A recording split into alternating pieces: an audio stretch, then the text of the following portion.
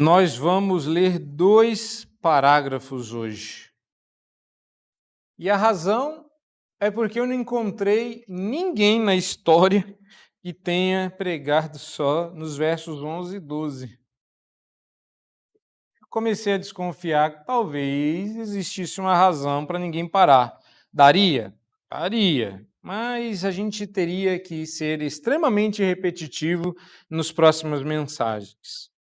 Depois eu percebi que talvez Paulo tenha usado aqui um recurso retórico mais complexo, ter feito um parágrafo menor para explorar em um maior, e esse recurso fez sentido, ainda que toda a ideia vá até o verso 36, a partir do verso 11. No verso 11, Paulo vai voltar a responder algumas objeções à fé cristã. Ele tem demonstrado desde o capítulo 9, por favor, mantenha a sua Bíblia aberta e confira lá, se você puder, que desde o começo do capítulo 9 de Romanos, dos primeiros 4 versículos, Paulo vem demonstrando uma grande preocupação com o povo de Israel. Quem dividiu toda essa questão foi a pessoa de Cristo. A Páscoa é uma divisora, ela é um ponto de divisão, ou é o que a gente chama de divisora de águas, talvez para lembrar-se aí do Mar Vermelho se abrindo. Ela é uma divisora de águas. E a gente, às vezes, não valoriza a Páscoa tal como ela deveria. Uma dessas formas de demonstrar o quanto a gente valoriza pouco em termos culturais é que a Páscoa ela é menos celebrativa do que o Natal. O Natal na nossa cultura acaba sendo mais importante. Talvez porque a gente goste mais de criança, ache elas mais fofinhas, mais bonitinhas, que até sem dente fica bonito, vai ser adulto e sem dente para ver se alguém te acha uma graça. Não. E a Páscoa tem um quê meio desagradável. Na Páscoa cristã, e que tudo aquilo que remete a Cristo não termina com um coelhinho branco e fofinho roendo a sua cenoura encantada que lhe permite pôr um ovo de chocolate. Não. Nós sabemos que a Páscoa tem uma história de sangue e dor, e talvez por isso que ela não chame tanta atenção. Mas é ela a responsável por essa divisão. As pessoas não acreditaram em Jesus. Nem gentios, nem israelitas. Paulo precisava explicar um evangelho cujo objetivo final era falar desse Cristo. O que às vezes a gente esquece é que o objetivo final da igreja, o nosso objetivo final, também é falar desse Cristo. Então, algumas perguntas são legítimas. Se Jesus descende de Israel e vem no lastro da revelação de Israel, por que Israel não acreditou? Mas nem todos os gentios também acreditaram. Paulo explica melhor essa história. E Paulo vai explicar que já estava predito que Israel iria rejeitar o Senhor de alguma forma tão cabal que Deus faria da vinha um deserto. Havia um lagar, havia um espaço de água, era um negócio bonito, agradável, como um pequeno jardim em miniatura que Deus fez para Israel, como um jardim do Éden plantado no meio do nada. E Israel, e era o oásis de Deus, resolveu desprezá-lo. E em virtude das uvas bravas que deu, eles foram rejeitados. Antes de que Israel rejeitasse a Deus, Deus resolveu rejeitá-los pela sua rejeição. Um Deus onipotente, que está acima do tempo, poderia fazer isso. Israel foi rejeitada por sua incredulidade. Israel disse não a Deus todos os dias, diz o verso 21 do capítulo 10. Deus estendeu as mãos a um povo rebelde e contradizente. Meus irmãos, pensando em Israel e nas coisas que se diz de Israel, a gente fica muito feliz de ver que a gente é igual a Israel. É igualzinho, né? Como a gente é semelhante a Israel, vocês não estão fazendo cara de feliz, porque vocês sabem no que isso vai dar, né? Ser igual a Israel não é um benefício. E a gente descobre que as características principais de Israel, rebeldia e contradição, acabam sendo características de pecadores. Mas uma questão mais importante está aqui nesse texto, meio que orbitando ao redor. Eles eram um povo escolhido. Não é assim tão fácil. Deus, de todas as nações da terra, escolheu Israel para ser especial. Israel precisava crer.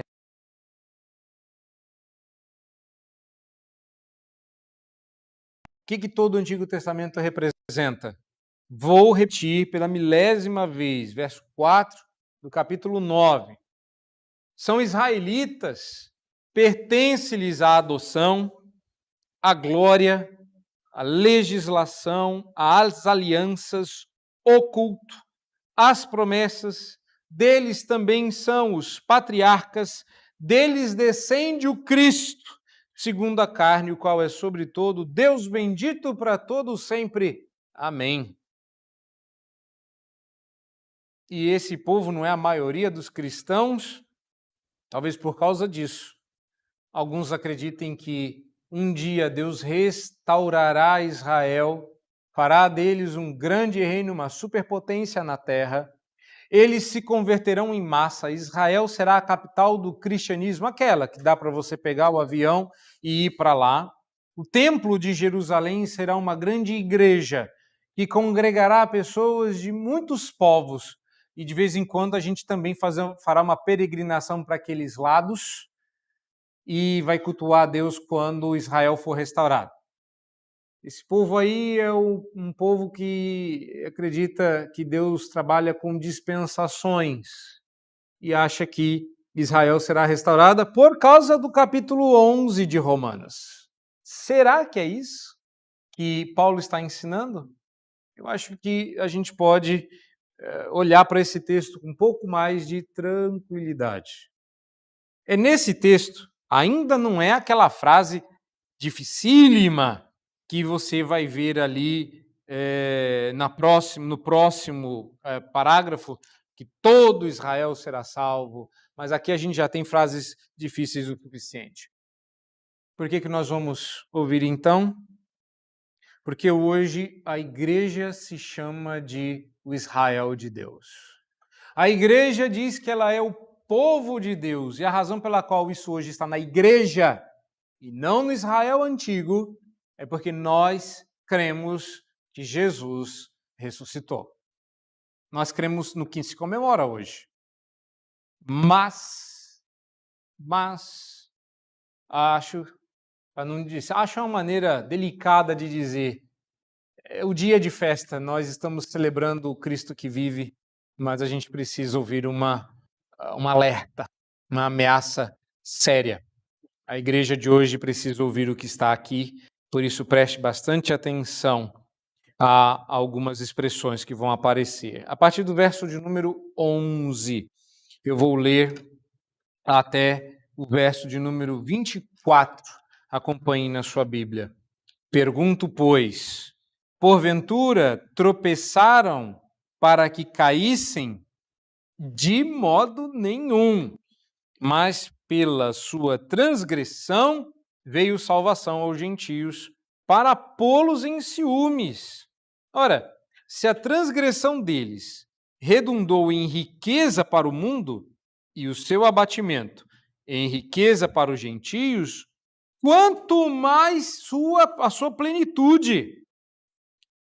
Aí dá um, será, gente? Será que aquilo que eu aprendi de escatologia?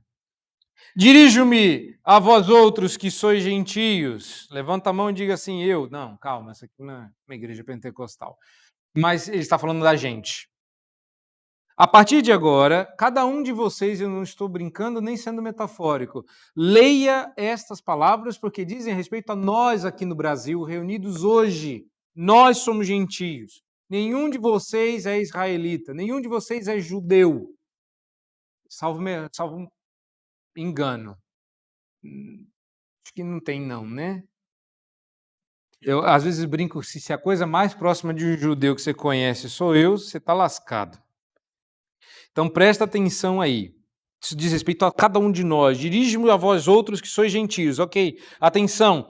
Visto que eu sou o apóstolo dos gentios, glorifico o meu ministério para ver se, de algum modo, posso incitar a emulação os do meu povo e salvar alguns deles.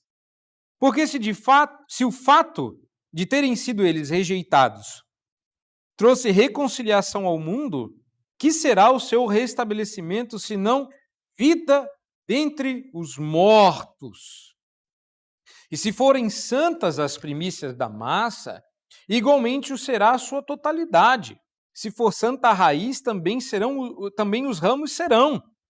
Se, porém, alguns dos ramos foram quebrados, e tu, sendo oliveira brava, foste enxertado no meio deles e te tornaste participante da raiz e da seiva da oliveira, não te glories contra os ramos.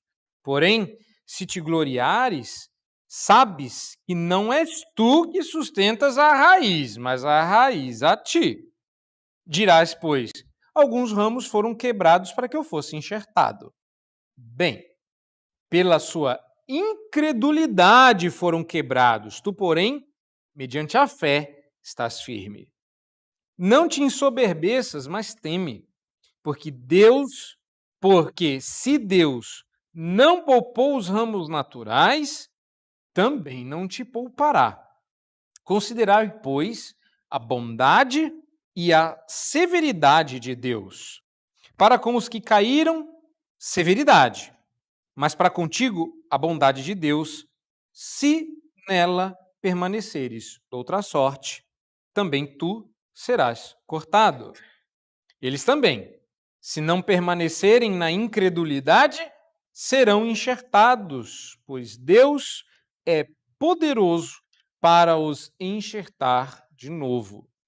Pois, se foste cortado da que por natureza era oliveira brava, e contra a natureza enxertado em boa oliveira, quanto mais não serão enxertados na sua própria oliveira aqueles que são ramos naturais. Pronto. Na verdade, é uma grande história, uma grande metáfora que Paulo está explorando aqui. Mas a gente vai precisar entender esse texto porque ele não é tão fácil. Quando Paulo começa uma narrativa mais longa, esse texto não é um texto proposicional. E aí a gente começa a ver um monte de analogia. O que Paulo está contando aqui? Qual a história que Paulo está contando aqui? Ele está contando aqui que a história tem sempre um propósito. Deus tem um propósito para as coisas quando elas acontecem. E às vezes a gente enxerga as coisas com propósitos muito pequenininhos. Muito pequenininhos. Do melhor estilo, a gente quer saber qual é a vontade de Deus, aí a gente pergunta se a vontade de Deus é que a gente faça uma coisa e pede para que Deus incline a sua vontade, nos permita ver. Se Deus quer que eu faça isso, então Ele vai deixar. Se Deus não quer que eu faça aquilo, Ele vai impedir. Deus, se o Senhor quer que eu faça aquilo outro, mostra para mim. E a gente começa a brincar de uma forma que Deus não se agrada. Os propósitos de Deus são muito grandes. E a primeira pergunta que Paulo vai responder é justamente essa. Será que a nossa vida é despropositada? Será que Deus faz as coisas assim tão no degrauzinho? Tão pequenininho? Tão pensando só em vocêzinho? E a gente percebe que Deus sempre tem uma multiplicidade de propósitos em um único evento. Eu me lembro quando, e é engraçado porque hoje é dia de falar de pessoas vivas, mas eu vou lembrar de alguém que morreu, meu irmão. Quando meu irmão morreu, a gente ficou se perguntando qual era o propósito disso. Meu irmão era adotado, foi muito maltratado antes de chegar na minha casa com alguns pouquinhos meses de vida. Sua mãe o maltratou, sua mãe natural, que a mãe dele de verdade era minha mãe, a mãe natural, a mãe biológica dele, o maltratou com requintes de crueldade. Ele chegou desnutrido, ferido, temeroso. Ele se tornou um adolescente muito capaz, inteligente, bonito, mas Deus resolveu levá-lo quando ele tinha 12 anos de idade. E a gente começou a se perguntar qual era o propósito disso. O propósito mais imediato era muito fácil de ver. Ele não nasceu aqui em São Paulo, ele nasceu em algum estado do Nordeste e foi trazido para os meus pais, que já haviam perdido um outro irmão meu. Ele foi trazido, a gente acredita, por um propósito, para que a vida dele fosse preservada, mas acima de tudo para que a gente não sabe qual era a família dele pregressa, eu nunca soube quem eram, mas uma coisa a gente sabia: Bruno era crente. Bruno, com 12 anos, lia a Bíblia como quem gostava de ler. Às vezes você fica aí querendo achar um momento para ler a Bíblia. Ele achava. Aos 12 anos, ele já fazia o nosso imposto de renda há algum tempo, da família toda. Ele era um gênio. Morreu crente, mas veio para a nossa família só para morrer. Mas morrer no Senhor. Deus nunca teve outro plano senão salvá-lo. E a maneira como que Deus escolheu fazer isso foi para que ele, diante de toda aquela história que ele estava vivendo, já tão novinho, ele viesse parar na nossa família, ouvisse do Evangelho e morresse dentro da aliança. A gente pergunta, será este só e o único grande propósito de Deus? Pois é. Quantas crianças de 12 anos vocês conhecem que são tão impressionantes que faria com que vocês fossem ao seu velório? Quem conhece a Igreja Ebenézia de São Paulo e sabe o tamanho dos seus pavimentos, sabe como é difícil encher aquele prédião, pois haviam mais de 450 pessoas no seu velório ouvindo pela primeira vez na vida o Evangelho. Porque calhou de Deus botar no coração do pastor que ele devia pregar o Evangelho no velório do meu irmão. E pela primeira vez na vida, algumas dessas pessoas ouviram o Evangelho. Uma prima, que abandonou a fé, inclusive, chegou a se converter naquela época, porque ela pediu, e eu conto isso para vocês porque vocês se convertam, mas não deixam o Evangelho. Ela chegou a consultar os seus, na época acho que era duendes, muito esotérica, muito mística, gostava de consultar as forças do universo, seus gurus. Na época acho que ela estava metida com alguma coisa de duende, sei lá.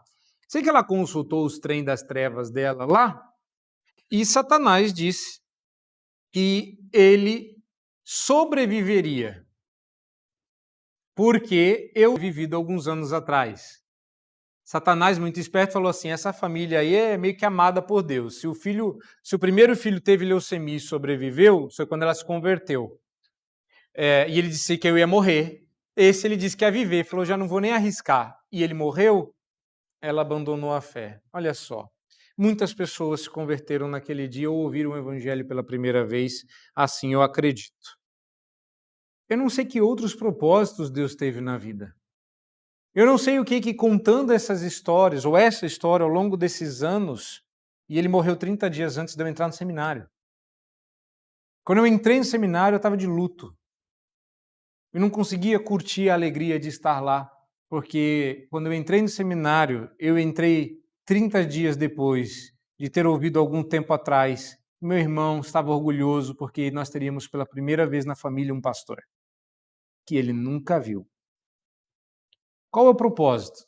Às vezes a gente gosta de achar pequenos e egoístas propósitos. Quando a gente pensa em Israel, que rejeitou o Redentor para que as portas da aliança com Deus fossem abertas a vocês. Vocês se esquecem de que Deus tem muitos propósitos para cada fato que acontece na história. Por isso, a pergunta que fizeram a Paulo, ou que Paulo se fez na tentativa de antever objeção, é uma pergunta, no mínimo, ignóbil. Depois você vai procurar o que é ignóbil, que é ofensa grave. Porque quando ele diz assim, caíram para que tropeçaram para que caíssem, Paulo diz, você achou mesmo? Você achou mesmo que Deus tem um propósito tão bobo e infantil que colocou a pedra de tropeço para que Israel caísse e permanecesse caída? De modo nenhum. Não é a primeira vez que Paulo vai dizer isso. Deus nos livre de pensar de tal forma, de maneira alguma, que isso não passe pela sua cabeça. Porque nós é que temos uma visão estreita, diminuta dos propósitos de Deus. Deus não. Deus enxerga todas as coisas e as conecta como um micélio, não é nem como uma raiz, mas como um micélio louco, entrelaçado, inexplicável, difícil, onde cada fato está tão entrelaçado um com o outro e com quantos elos se unem uns aos outros que a gente já não sabe qual deles se inicia e qual deles dele depende ou deriva. Por isso, Paulo começa explicando esse ponto em termos de propósito. Não, a transgressão deles não foi para que caíssem. Sim, Deus tinha o propósito de colocar Cristo como pedra de tropeço para que Israel freasse nela e fosse julgada pela sua incredulidade. Mas Deus tinha propósitos maiores, a salvação aos gentios repare, e a conversão de Israel à fé cristã. Nunca teve outro objetivo. Deus sempre quis salvar Israel, ainda que pela eleição. Deus não salvou uma etnia, Deus não salvou um povo, Deus salvou os seus eleitos, o povo a quem ele amou desde antes da fundação do mundo, em Cristo.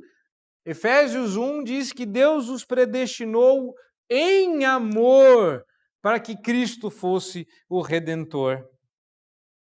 E aí Paulo vai começar a explorar essa questão, mas sem dúvida essa é a primeira questão.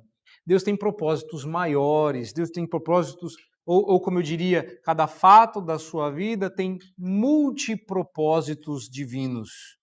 Então, se você não está enxergando os muitos propósitos de Deus por conta de um ou outro acontecimento da sua vida, não é porque Deus não tenha propósito ou porque ele tenha um único propósito, mas há tantos, tantos, que você não consegue ver com seus olhos. Então, o problema está em você, não está em Deus.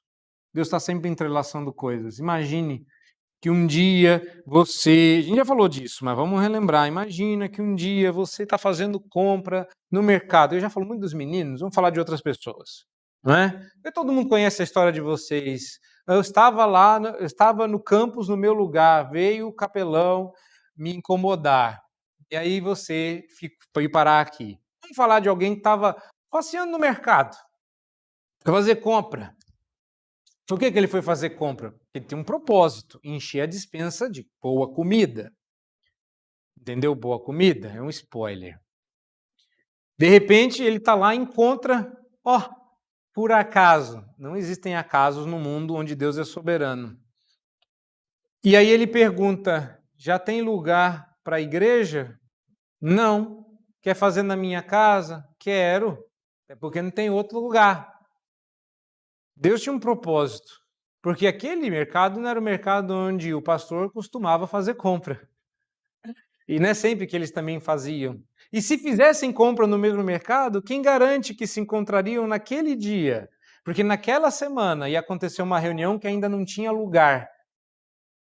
O que vocês não sabem é que, pela fé, o pastor agendou o dia do começo sem saber que lugar seria. O que vocês não sabem é que estava o pastor com a sua esposa e ela, tal qual Isaac, disse: vejo aqui a data, vejo aqui as pessoas, mas onde está o local?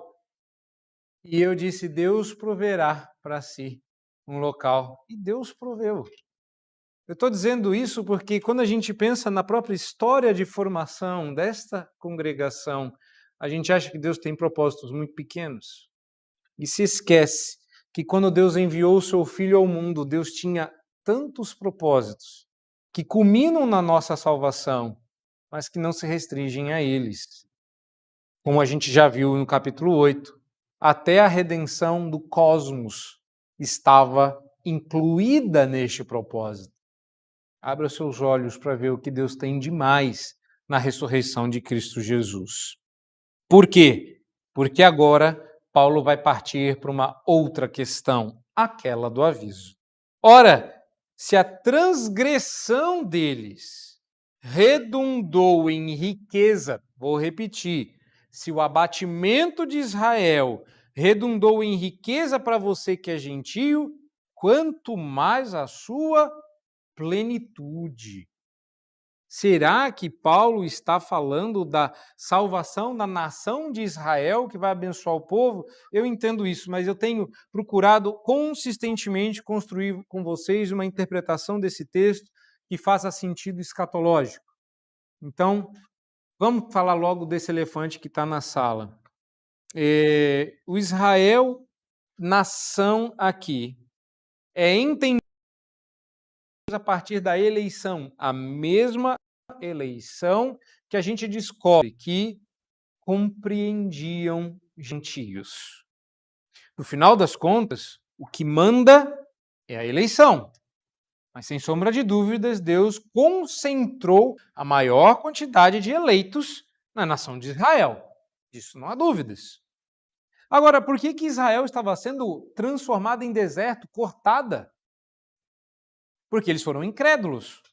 E então caíram para que a gente reinasse. E eu acho que hoje a Igreja de Cristo está se tornando tão orgulhosa, tão metida, tão autoconfiante, como Israel foi no passado. O que significa que em breve nós também seremos rejeitados. Deus jamais rejeitará o seu povo. Deus jamais rejeitará a igreja. Deus jamais rejeitará uma cantata. Não é? Verso 24. Se foste cortado daqui por natureza, era oliveira brava, e contra a natureza, enxertado em boa oliveira, quanto mais não serão enxertados da sua própria oliveira aqueles que são ramos naturais. De novo, será mesmo que Deus não cortaria você? Teme, verso 21, porque se Deus não poupou os ramos naturais, também não te poupará. Será mesmo que Deus não rejeitará a igreja? Deus rejeita a incredulidade. Deus rejeita a incredulidade. Não importa se Israel ou igreja, se nação especial ou geração tal qual nunca houve na história desse mundo. Se você rejeitar a Cristo, será rejeitado, porque Deus, como um jardineiro, cuida da árvore que são os seus filhos, cuida da árvore que é o seu povo, cuida da árvore que é a igreja. A rejeição de Israel aqui, metaforicamente colocada como tropeço, foi para além das pequenas rejeições. Olha só, detalhes que são importantes aqui.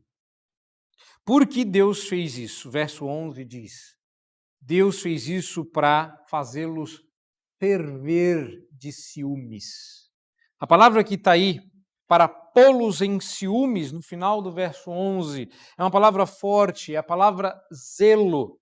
Literalmente, Paulo está dizendo que a nossa salvação, o crescimento da igreja, vocês estão entendendo que toda vez que a gente celebra a Páscoa, a gente está aumentando a temperatura do caldeirão que ferve o zelo de um judeu. Que a razão pela qual a gente faz o que faz incita neles ainda mais raiva, ciúme, ódio. A palavra zelo é uma palavra tão polivalente no grego, na nossa língua, ela se dividiu em muitas outras palavras. O que significa este zelo? Significa que os gentios foram recebidos. Olha a razão pela qual você está na aliança. Foi recebido a fim de que os judeus sejam desafiados a crer quando virem que o evangelho é eficaz em nós. Agora, quando a gente faz aquelas bobeiras, para não usar palavras mais fortes hoje, infantilidades, para não dizer outras coisas típicas do evangelicalismo moderno, a gente não causa ciúme nos judeus, a gente causa vergonha alheia. A gente faz com que o judeu olhe para nós e fale, graças a Deus que eu não sou evangélico. Porque nós deveríamos ser o povo cuja vida foi tão drasticamente transformada pelo evangelho, que fizesse com que o judeu, que valoriza a lista do verso 4 e 5 de Romanos 9, aliança, patriarca, glória, legislação, culto e Messias, que eles olhassem para nós e falassem assim, quem me dera ser como eles. Eu abriria a mão de ser um judeu para abraçar o evangelho. Eu quero o Messias deles, só para descobrir que o Messias nosso é o Messias deles, dos judeus. Nosso Messias é judeu, já falei isso inúmeras vezes. É isso que é o aviso da igreja de hoje, irmãos, nós estamos nos tornando tão vexatórios que até quem é crente está com vergonha de sê-lo. Imagine um judeu. Nós deveríamos ser o povo cuja fé desafiasse os judeus a crer. Porque nós cremos no Messias deles. E a gente fala de Jesus como se ele tivesse as feições e os trejeitos da nossa cultura, da Europa, do Brasil, da América Latina. E a gente se esquece de que há um motivo pelo qual a gente foi incluído na aliança. Portanto, quando Paulo diz assim no verso 12, que a plenitude de Israel, quando convertida, redundaria em bênçãos inimagináveis para o nosso mundo, não se esqueça de ligar o verso 12 ao 15. Se você não tiver com a Bíblia aberta, você não está entendendo o que eu estou falando. Quando Paulo diz que o fato de que eles terem sido rejeitados trouxe reconciliação ao mundo, o seu restabelecimento é vida dentre os mortos, é ressurreição de mortos. Se a queda deles serviu para que os gentios fossem aceitos, quanto mais estarão seguros aqueles que obedecerem quando forem desafiados por nós, por nossa fé, quando voltarem para o Evangelho. Nossa boa notícia é que o judeu chamado Jesus era o Cristo, está vivo. A intenção de Deus de nos incluir na aliança não era completamente desconhecida deles. A razão pela qual nós estamos na aliança, eles já sabiam lá desde quando eles começaram. Quando Deus chamou a Abraão das terras perdidas de Ur para uma terra que ele lhe mostraria que mana leite e mel, ele disse, em ti serão benditas todas as famílias da terra. Aí você fala, mas isso é um exagero, ele está falando todas as famílias de Israel. Ah, é? Como é que você explica Jonas, que foi missionário às desprezíveis terras de Nínive para anunciar a salvação a um povo odioso que não merecia o que estava ouvindo? E para a tristeza de Jonas, para o ódio de Jonas, para o desgosto de Jonas, Nínive rasgou suas vestes, botou pano de saco e cinza e se converteu, e Jonas ficou furioso, porque para ele o evangelho devia ser um instrumento para a desgraça e fulminação dos maus. E Deus puxa a orelha de Jonas dizendo, seu bobo, é para isso que eu mandei você para lá. Ah, para salvar Nínive? Não! Para que você ardesse em ciúmes e dissesse para Israel, tem gente crendo nessa mensagem, Nínive, quando vocês em Israel a desprezam. Essa é a razão pela qual Deus mandou Jonas a Nínive. Deus sempre quis salvar os gentios, mas ele está lá ensaiando no Antigo Testamento. Você chega numa meretriz que habita na muralha da sua cidade. E ela resolve ajudar um grupo de judeus, uma naçãozinha qualquer. E Deus a preserva por causa do que fez aos espias. Ímpia, gentia, mas foi salva. O tempo todo Deus estava mirando fora. Deus tinha eleitos fora de Israel, mesmo no Antigo Testamento. O que é que a gente não sabia e que era encoberto e foi revelado? Que era mistério e que agora nós sabemos que Deus tinha eleitos entre nós, gentios. Que embora judeu, o ministério de Paulo, ao se voltar aos gentios, buscava levar à fé também os judeus. Dá para entender que toda a igreja do Ocidente é um instrumento de evangelização aos judeus? Sabe por que a gente tem igreja em todo canto do mundo? É que tem judeu em todo canto do mundo. Você já reparou que judeu é um povo que continua sendo judeu e não tem um lugar onde morar? Os judeus ficam só lá, igual brasileiro. Que o segundo povo que tem em todo canto do mundo é brasileiro. Tem dois povos que você encontra em qualquer lugar do mundo: brasileiro e judeu. Olha que responsabilidade a nós. Se você for um brasileiro crente, você já viu como é difícil se aproximar de um judeu, de como eles resistem à fé cristã, de como quando eles reagem, e vocês sabem que houve uma época, há alguns anos atrás, em que estava acontecendo muitas conversões de judeus e que eles se reuniram para que eles criassem uma forma de que o cristianismo não tivesse vez dentro do judaísmo, e a rejeição deles hoje é tremenda.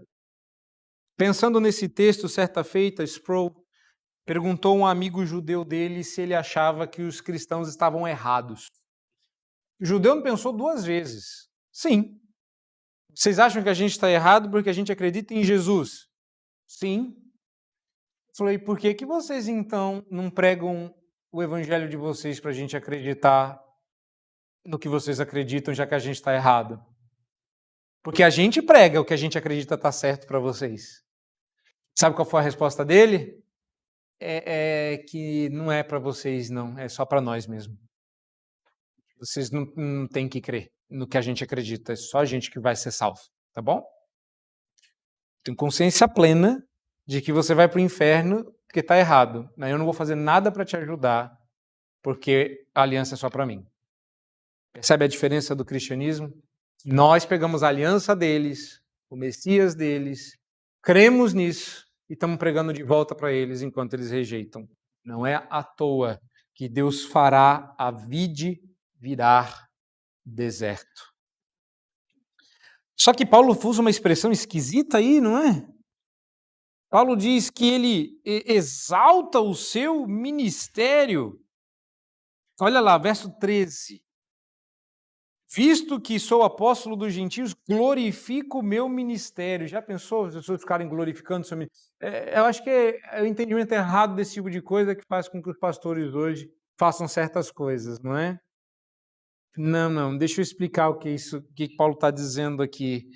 Glorificar seu ministério quer dizer que Paulo se esmera para cumpri-lo de maneira apaixonada e competentemente, a fim de incitar à emulação o seu povo. Não é isso que ele diz? Ele diz que verso 14, incitar à emulação. O que é isso? Tanta coisa difícil nesse texto, né? Paulo explica essa razão dizendo que exaltar aqui é devotar-se com energia e perseverança ao seu ministério.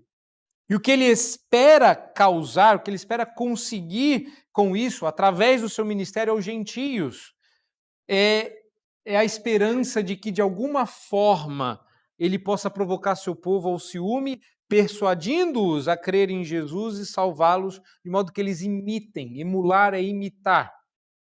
Imitem a nossa fé. Ele espera que os judeus venham a imitar a fé salvadora dos gentios ao ver a transformação que é operada neles, os gentios, ou em nós, se você preferir.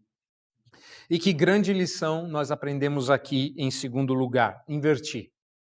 Na primeira vez eu falei sobre os propósitos de Deus, agora eu explico o texto para depois tirar a lição. Qual é a grande lição que eu vejo nisso tudo aqui? Que a gente tem que dar graças a Deus porque os judeus caíram e a gente foi incluído nessa aliança e que a gente deve glorificar o nosso ministério? Não. É que por vezes nós estamos mais interessados na salvação dos que estão à nossa volta, esquecido que ela depende, como parte da pregação do evangelho, da mudança que Deus opera em nós. Nós estamos tão preocupados em falar e ganhar o debate, tão pouco preocupados com o que Deus fez na nossa vida.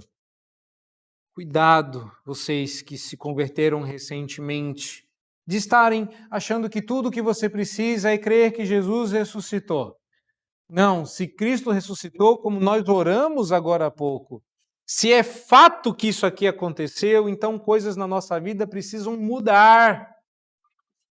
A nossa postura precisa ser diferente.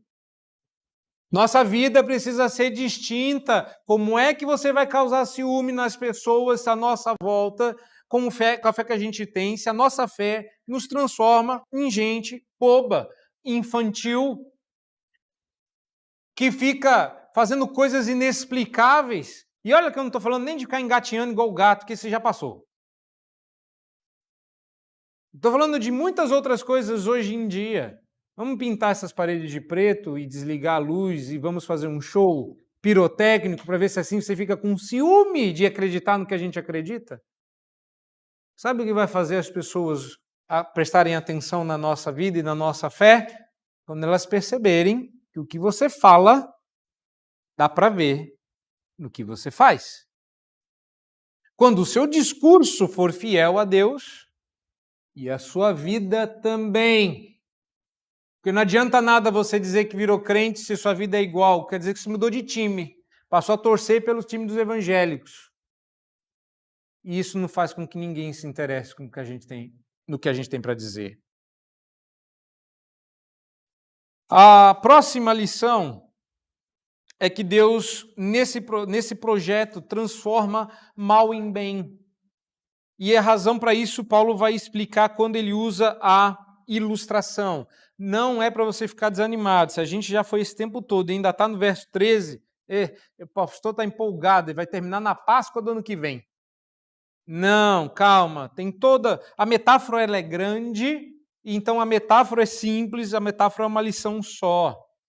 Quando Paulo diz assim, pensa bem você que é gentio, porque eu sou um apóstolo aos gentios, não é por escolha. Meus irmãos, Paulo teria sido um missionário aos israelitas, como os profetas eram. Os profetas eram pessoas de Israel levantadas para serem missionários em Israel, para salvar o povo de Israel eleito por Deus. Paulo sempre se viu assim. Paulo foi forçado a ir para os gentios. E isso está lá em Atos, repetidas vezes. Mas qual é a razão? A rejeição dos judeus. Na primeira viagem missionária do apóstolo Paulo, na Antioquia da Pisídia, Paulo e Barnabé primeiro pregaram aos judeus e eles rejeitaram. Aí eles dizem o seguinte: era necessário anunciar primeiro a vocês a palavra de Deus. E uma vez que a rejeitam e não se consideram dignos da vida eterna, agora nos voltamos para os gentios. Na segunda e na terceira viagem missionária a Corinto e Éfeso, respectivamente, Paulo começou numa sinagoga. E foi a rejeição aos judeus que abria espaço para a conversão dos gentios. É o mesmo sistema de hoje. Só muda o alvo. Hoje a gente quer salvar todo mundo, de judeu a gentio. Quando os judeus se opuseram ao evangelho e rejeitaram o evangelho, Paulo e Barnabé, depois de Silas e outros, tomaram uma decisão de abandoná-los e abrir uma missão aos gentios, fazendo com que eles finalmente chegassem em Roma. E esse é o povo a quem ele está pregando, aos romanos. E aí começa a exploração do 16 em diante. Paulo começou a falar sobre as santas primícias da massa, Aí ele muda a figura e termina em raízes e ramos. Se os ramos foram quebrados e você, sendo oliveira brava, verso 17, foi enxertado no meio deles e te tornaste participante da raiz e da seiva da oliveira, não te glorie contra os ramos. Olha, tem coisa que não nasce muito fácil, precisa cuidar. Morango é uma frutinha chata. A alface é um trem fácil e rápido. Mas tem um negócio que é curioso naquela região, a oliveira. De vez em quando, sabe quando você come azeitona e cospe o caroço? Aquela terra era realmente fértil, manava leite e mel. De vez em quando na estrada, igual o pitanga que nasce numa esquina qualquer de São Paulo, nasciam oliveiras no caminho, perdidas, que não eram cuidadas, só que eram oliveiras bravas. Qual que era o sinal de uma oliveira brava? Ela não dava fruto, mas você via que era uma oliveira. Qual a figura que Paulo está tratando aqui? Nós todos, gentios, somos oliveiras bravas, semente jogada no meio do nada. Nascemos na força do ódio, crescemos na raiva e permanecemos vivos porque a gente é teimoso. Deus pega um ramo, tira você da oliveira brava e enxerta na oliveira saudável. A seiva dessa nova oliveira enche este ramo de vida, fazendo com que você que nunca viu o fruto na vida começasse a frutificar. Só que aí começa a vir muito fruto, porque a oliveira é muito boa. Muito boa. Você viveu a vida toda numa oliveira magricela, seca. Agora você está carregado, você chega em torta de tanto fruto. Que bênção. Você começa a ficar orgulhoso. Começa a achar que seu solo é imprescindível, que você merece o Oscar de o melhor servo de Deus do ano. Prêmio Adorador do Século. Nunca houve uma geração como a nossa que adorou tanto e tão intensamente. É muito fruto. A gente canta, o povo se encanta, que se converte. É muito avivamento, é muita conversão, é muita glória, é muito poder, é muito Shekinah, é muita oliveira. Deus fala assim, cuidado. Não acha que você é que faz com que hoje a igreja está pensando assim. Se as missões, a conversão, até mesmo os judeus, depende da igreja. Ela está dizendo, olha, cuidado, não é, se vocês me permitirem trazer isso para a nossa cultura, não é o rabo que abana o cachorro. É o cachorro que abana o rabo. E vocês são o rabinho. E se o rabo está frondoso, bonito, sendo abanado de um lado para o outro, é porque o cachorro está vivo. Porque o cachorro é bom. Eu sei que essa é uma figura ruim de explorar, então a gente volta para a da oliveira, porque ela é mais bonita, além de bíblica. O ponto de Paulo é, os ramos judaicos foram quebrados. Isso para que houvesse espaço para você entrar no lugar. Significa, então, que eles perderam a vez? Quando Paulo diz assim, que Deus é poderoso para reenxertá-los novamente, no verso 23, ele está dizendo que mesmo que não haja lugar para o ramo anterior, Deus acha, se eles se converterem. E aqui eu vejo duas lições encerrando, então, a metáfora desse texto. A primeira delas é esse aviso em relação à igreja que está se tornando orgulhosa, achando que tudo depende dela e que nunca houve nada igual e que a gente precisa se arrepender. Deus pode sim nos rejeitar. A gente está tão confiante de que Deus jamais virará o rosto à igreja que um dia a gente vai ver isso acontecer. E inúmeros comentaristas desse texto ao longo dos séculos, vem dizendo como a igreja do seu tempo está abandonando o evangelho por alguma coisa. A igreja do nosso tempo está abandonando a Bíblia. Irmãos, nós nos tornamos tão autoconfiantes e tão independentes que já tem gente dizendo que você não precisa ler a Bíblia hoje em dia.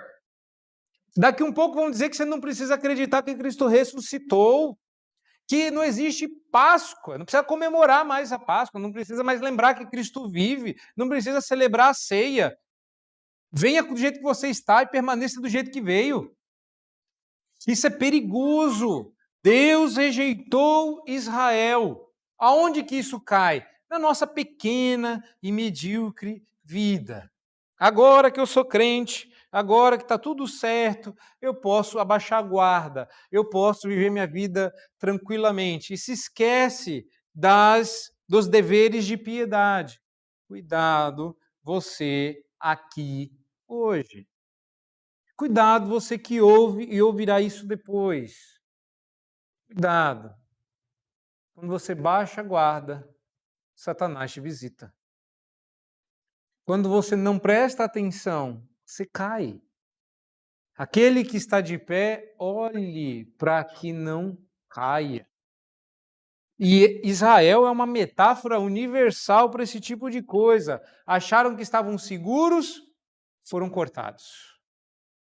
Mas a quarta lição, a última de hoje, é que não importa quantas vezes você caia, nem se você é um incrédulo hoje em dia, se você já foi da igreja e abandonou, se você nunca foi, tem uma nota de esperança lindíssima aqui.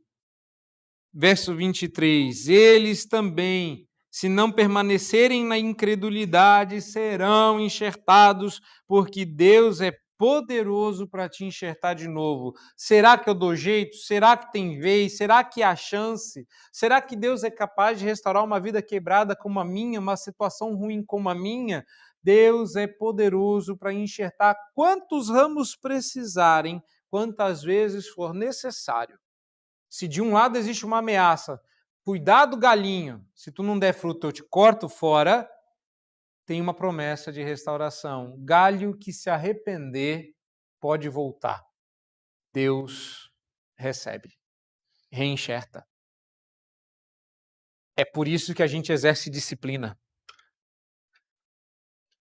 Parece, nossa, mas fala da Páscoa aí, pastor. Não, eu vou falar de disciplina. E a razão pela qual a gente exerce disciplina e que às vezes corta fora o ramo, não é para que ele apodreça e vá para o inferno. É para que ele se arrependa, volte e seja reenxertado. A disciplina começa com uma batida no galho. Vamos produzir. Aí não dá certo. A gente faz um rasguinho, machuca, fere, para ver se a seiva está saindo. Inunda, irriga, mexe. Eu não sei mexer com árvore, meu negócio é outro. Eu não sei nem comer direito mato, que dirá criar. Então, você entende lá. Faz o trem lá para ver se o galho volta.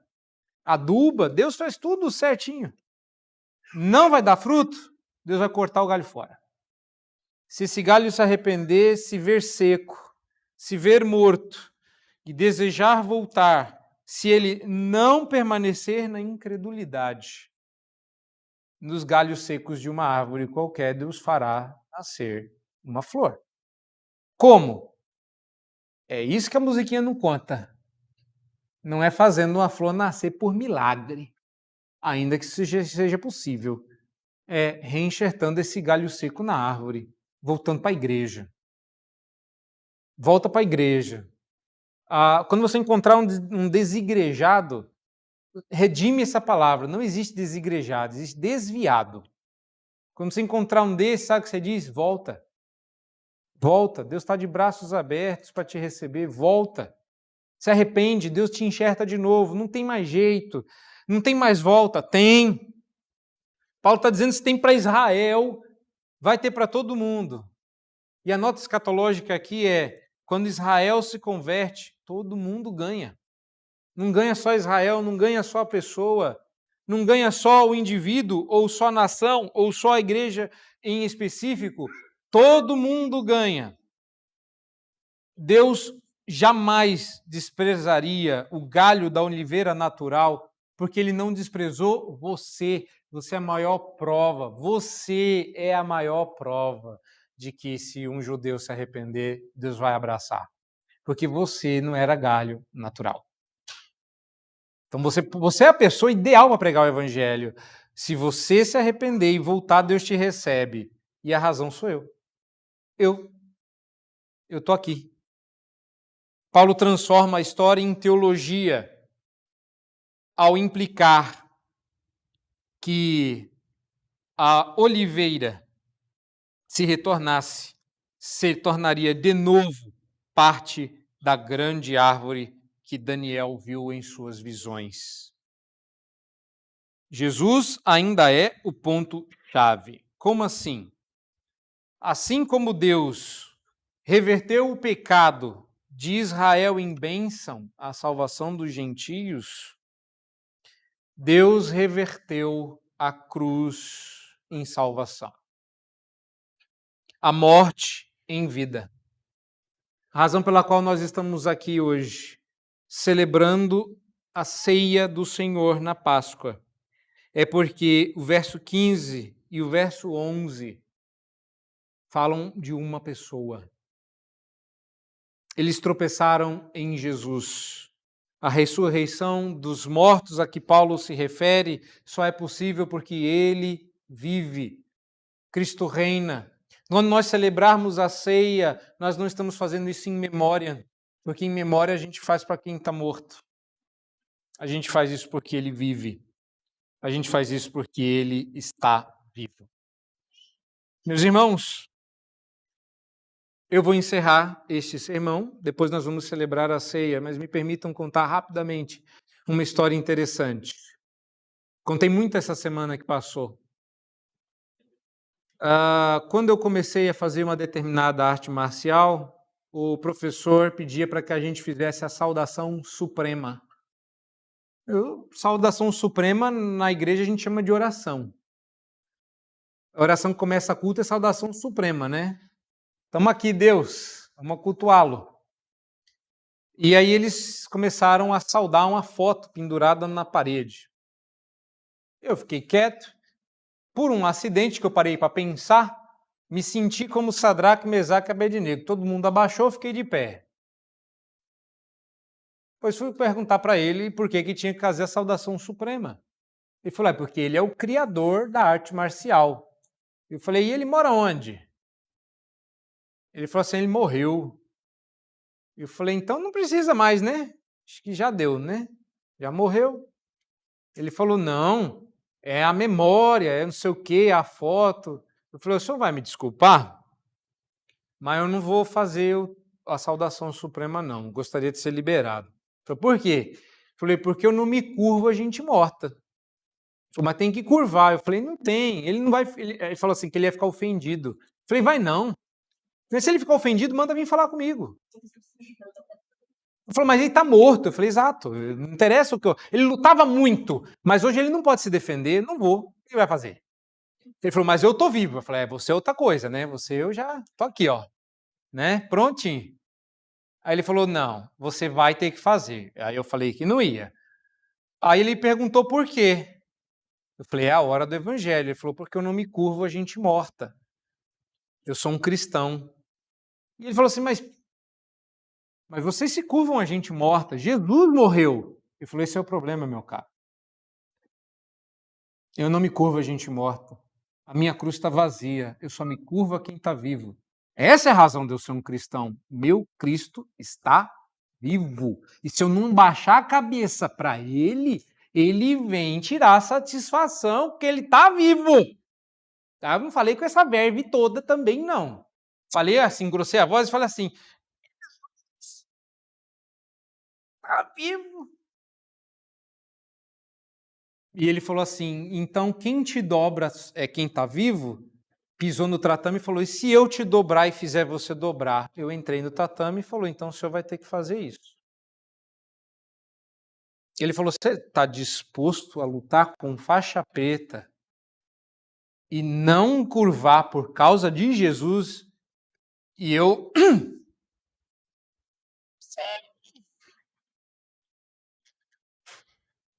E ele disse: então você está dispensado.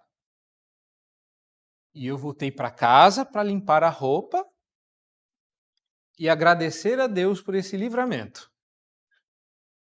Mas às vezes falta a nós essa noção de que Ele está aqui, agora, e vai nos receber à sua mesa, nos servir o pão, o vinho, e nós fazemos isso até que Ele volte. Não é em memória de mim somente. É para a gente não esquecer que um dia Ele vai mandar, sabe-se lá quem, se os apóstolos ou um de nós, servir pão e vinho e dizendo: gente, eu vou comer com vocês e beber com vocês um vinho novo, um pão novo.